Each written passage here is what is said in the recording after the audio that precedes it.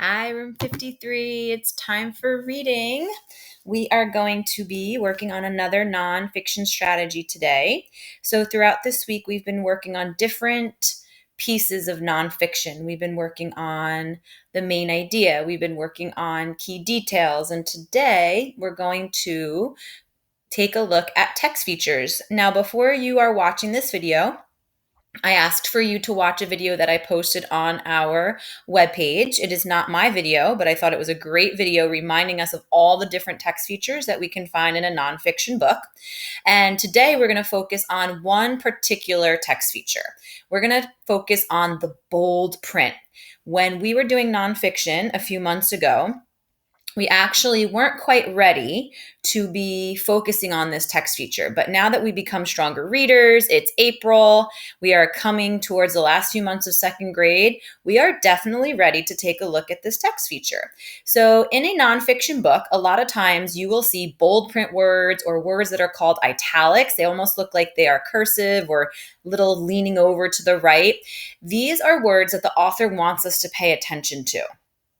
Right? They are important words. And a lot of times they're words that we don't know. And that's why the author makes them bold print. So they stand out. So we stop and pay attention to them and think about them. But as a reader, we need to make sure we understand what that bold print word means. Right? Do you know what it means when you get to a bold print word? You need to ask yourself that question.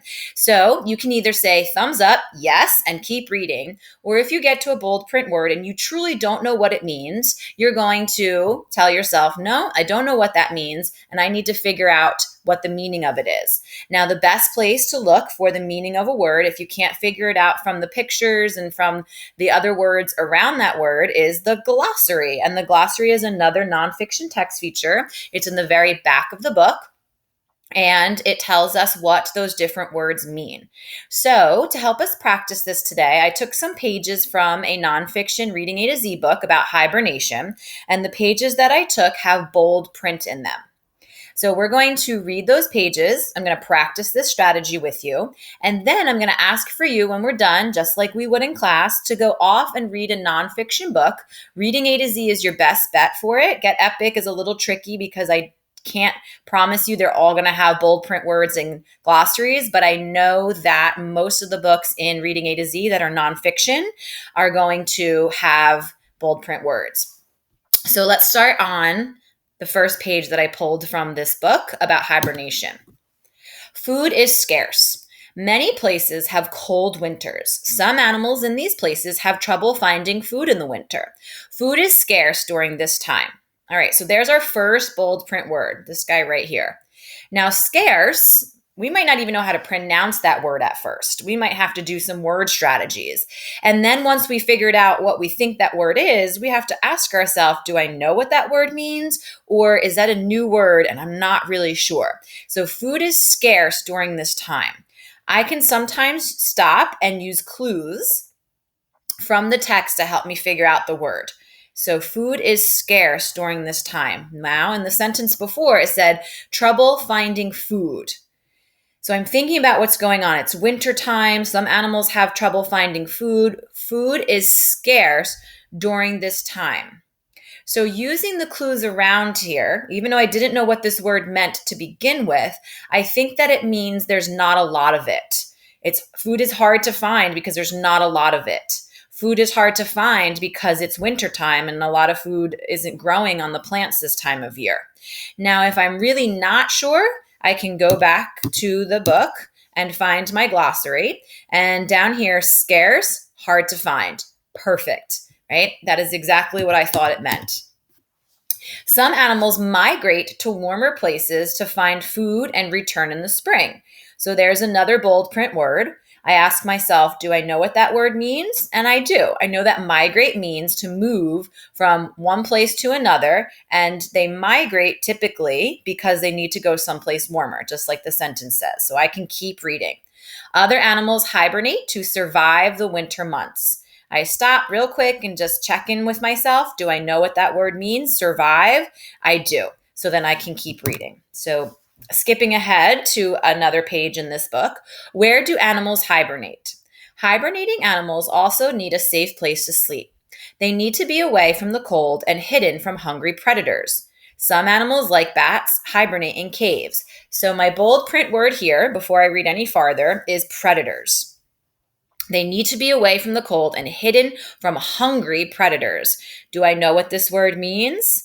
Do I need to look it up? So, predators is a word that I do know. I remember seeing it in lots of other nonfiction books. And predators are animals that are going to go after smaller animals. And that's why it says hungry, right? They're animals that are going to hunt other animals. Right? And one more page from the book. Many people think of bears when they think of hibernation, but a bear is not really a hibernating animal. A bear often wakes up and moves around in winter. Also, a bear's body temperature doesn't get as cold as that of other warm-blooded hibernating animals. The bear's sleep is called a torpor. A torpor is a deep sleep, but not as deep as hibernation. All right, so that's a new word. And honestly, that's a brand new word for me as well. So that is not a word that I recognize. It's not a word that I know. And even though the next sentence says it's a deep sleep, but not as deep as hibernating, I still want to find out a little bit more about what that word is. So I am going to go to my glossary, right? And I'm going to see here. It's my last word. And it does say what the sentence said in the page before, but it gives a little bit more information. It is a deep sleep when body functions slow down, but not as deep as hibernation. Right? So a torpor is not quite hibernating, but also not fully awake. And now, if I ever see that word again, I'm going to know what that word means. So here are some of the other words that we came across, or there were other words that were in the book that I didn't show you the pages to. The glossary is a great place for you to stop and look up words you may not know. And if a book happens to not have a glossary, then you can use clues in the text, clues around that word, other words that the author uses to help you try and figure out what that word is. Right? But when you are reading nonfiction and you come to a bold print word, right, I do not want for you to just keep reading, even if you don't know what that word is. I want for you to stop and ask yourself, do I know what it means? If you can say yes, keep on reading. But if you say no, it's time to figure out what that word means before you move on. So go ahead and find yourself a nonfiction book and give it a try. I'll see you guys later.